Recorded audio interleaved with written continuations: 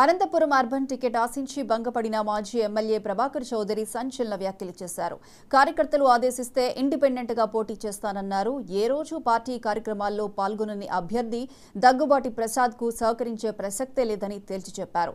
ఇప్పటివరకు టీడీపీ అధిష్టానం తనతో చర్చించడానికి కూడా ఆసక్తి చూపలేదని చెబుతూ ఇదివరకే ఒకసారి తనకు వైసీపీ నుంచి మంత్రి పదవి ఆఫర్ వచ్చిందని చెప్పడం గమనార్హం.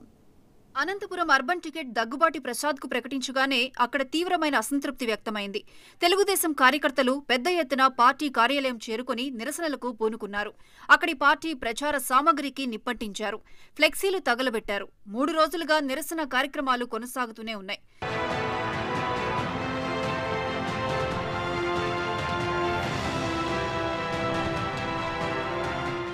చంద్రబాబు పార్టీ టికెట్ అమ్ముకున్నారని కూడా కొందరు మహిళలు ఈ సందర్భంగా ఆరోపించారు.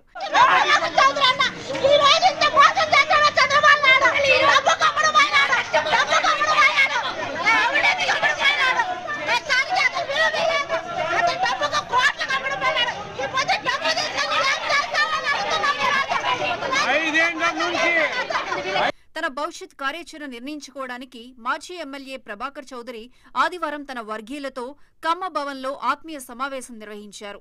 పార్టీ చేసిన అన్యాయం మీద అందరూ పార్టీ అధిష్టానాన్ని నిలదీశారు. భవిష్యత్ కార్యాచరణ మీద అందరూ తమ తమ అభిప్రాయాలు వ్యక్తం చేశారు. ఈ సందర్భంగా ప్రభాకర్ చౌదరి మాట్లాడుతూ చంద్రబాబు ఎందుకు ఇలాంటి నిర్ణయం తీసుకున్నారో అర్థం కావడం లేదన్నారు. పార్టీ ప్రకటించిన అభ్యర్థికి సహకరించే ప్రసక్తే లేదని ఆయన తేల్చి చెప్పారు. నేను పనిచేసింది ఈ పార్టీనే ఇవ్వాల్సిన బాధ్యత మా అధినేత చంద్రబాబు నాయుడు గారికి ఉంది. మేమేం తప్పు ఎక్కడా చేయలేదు.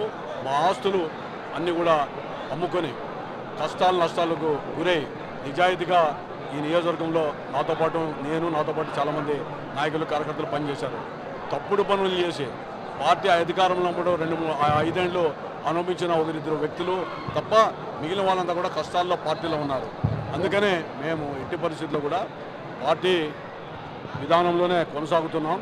పార్టీ పునరాలోచించాలని చెప్పి మేము అభ్యర్థిస్తున్నాం.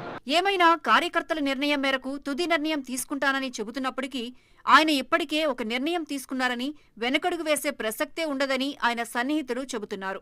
అధికారంలో లేకపోయినా 5 ఏళ్ల పాటు పార్టీని నడిపిన ప్రభాకర్ చౌదరికి ఇలా జరగడాన్ని పార్టీ శ్రేణులు జీర్ణించుకోలేకపోతున్నాయి.